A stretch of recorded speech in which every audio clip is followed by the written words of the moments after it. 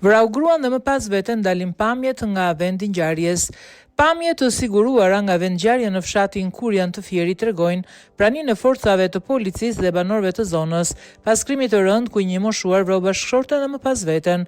Në pamje shihen efektiv të policisë dhe grupi hetimor të cilët po punojnë në terren për dokumentimin e plotë të ngjarjes, ndërsa disa banor janë mbledhur pa banesës ku ndodhi ngjarja. Sipas banorëve të zonës, çifti i bashkëshortëve kanë pasur konflikte verbale që janë dëgjuar prej tyre, ndërsa dyshohet se autori mund të ketë qenë në efektin alkoolit në momentin që kreu krimin.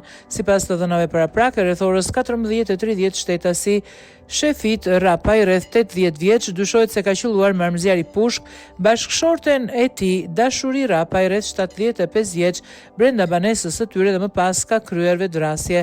Sa kaq, policia vijon hetimet për të zbardhur plotësisht rrethanat dhe motivet që çuan në këtë krim të dyfisht.